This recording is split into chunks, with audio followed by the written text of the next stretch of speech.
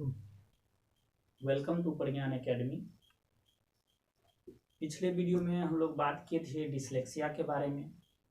इस वीडियो में हम बात करने जा रहे हैं डिस्ग्राफिया के बारे में। जैसा कि हम लोग जानते हैं कि डिस्ग्राफिया किससे संबंधित होता है, लिखने से संबंधित होता है। तो लिखने से संबंधित डिस्ग्राफिया होता है, जैसे हम अगर कहें तो इसमें बच्चे स्पेलिंग एरर, वाक्य को सही तरह से ऑर्गेनाइज नहीं कर पाता है, लिखावट जो है भद्दापूर्ण रहता है, साफ सुथरा नहीं लिख पाता है। तो वो सब जो बीमारियां हैं यानी वो लिखने से संबंधित है, जिसे हम क्या कहते हैं, डिस्ग्राफिया कहते हैं। तो डिस्ग्राफिया बच्चे में मुख्य रूप से लिखने से संबंधित होते हैं। अब हम एक एक कर करके इसकी लक्षण को जानते हैं कि आखिर इसका लक्षण क्या होता है। तो हम बात कर रहे हैं कि पहला है लेखन संबंधी कार्यों में कठिनाइयां।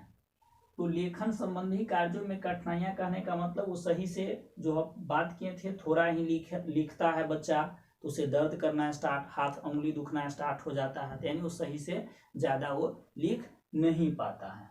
अब हम दूसरी बात कर रहे हैं, कलम पकड़ने का ढंग ठीक नहीं होता है। ऐसे बच्चे में कलम को सही तरह से नहीं पकड़ पाता। आप देखे भी होंगे कुछ बच्चे की हैंडराइटिंग बहुत अच्छी होती है। तो हैंडराइटिंग अच्छी होती है यानी जिसका कलम पकड़ने का ढंग सही होता है उसकी राइटिंग भी अच्छे होते हैं। और कुछ बच्चे वो हायर एजुकेशन में भी चले गए लेकिन उसकी राइटिंग जो है अच्छे नहीं होते हैं। तो इसका कारण क्या है, वो शुरू से ही कलम पकड़ने का सही ढंग नहीं हुआ होगा, जो टीचर्स के द्वारा या पेरेंट्स के द्वारा सही से सजेशन नहीं किया गया होगा, जिस कारण से ये बीमारी उसमें रह जाती है। थर्ड पॉइंट है अक्षरों का आकार समझने में कठिनाइयां होती है, यानी वो अक्षरों के आकार को सही तरह से समझ नहीं पाते हैं यानी लिख नहीं पाते हैं। फोर्थ है शब्द वाक्यों के बीच में अंतराल अनियमित होना। जैसे हम इसकी बात करें तो जैसे इस शब्द देखिए हम लिखे हुए हैं, यहाँ शब्द है, वाक्य है, तो दोनों के बीच में डिफरेंस है, ये दोनों के बीच में गैप है, इसके बीच में गैप है। तो ये गैप भी क्या होना चाहिए, एक नियमित अंतराल में होना चाहिए, जो कि जो डिस्ग्राफिया से जो ग्रसित होते हैं वो इसमें कहीं पे ज्यादा स्पेस छोड़ देगा, कहीं पे कम स्पेस छोड़ेगा, कहीं पे छोड़ेगा ही नहीं, या दो वाक्य के बीच में जो अंतराल होना चाहिए वो सही ढंग से बच्चे नहीं लिख पाते हैं, यानी ये अनियमित होते हैं। तो ये किससे संबंधित होगा, डिस्ग्राफिया से संबंधित होगा।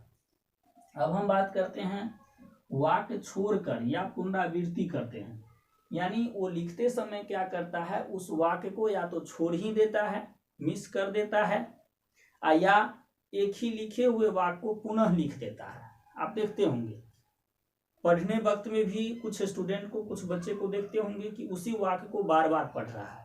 तो जब पढ़ने से संबंधित होगा तो आपको बता दिए हुए हैं किस में जाएगा, वो डिसलेक्सिया में। और जब लिखता है एक ही वाक्य को बार बार लिख देता है, 2 बार 3 बार लिख देता है या उसे छोड़ ही देता है, मिस कर देता है, तो लिखने से संबंधित अगर होगा तो किस में आएगा, डिस्ग्राफिया में।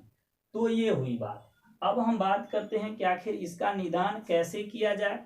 तो इसका निदान जो है आपको बताए थे, यानी अगर शुरू से ही सब पे गाइड किया जाए, टीचर्स या पेरेंट्स इसको गाइड करें नहीं, तो इसको कहीं ना कहीं जो है दूर किया जा सकता है। जैसे अगर हम बात करें अगर उसे लिखने में कठिनाइयां हैं तो उसे कंटिन्यू बच्चे को अभ्यास कराना चाहिए, नहीं लिखवाना चाहिए। वो गैप मान लीजिए अगर कहीं पे ज्यादा छोड़ रहा है, कहीं पे कम छोड़ रहा है तो उसको बताना चाहिए। अगर कभी कभी वो बड़ा लिखता है या कहीं पे छोटा लिखता है तो इसको बताना चाहिए। तो इस तरह से अगर हम शुरू से अभ्यास करवाते हैं तो ये बीमारी का निदान पाया जा सकता है। अब हम बात करेंगे अगला टॉपिक डिस्कैलकुलिया की। डिस्कैलकुलिया जो कि आप जानते हैं कि गणित से संबंधित होते हैं। किससे संबंधित होते हैं, गणित से संबंधित होते हैं। डिस्कैलकुलिया गणित से संबंधित होते हैं।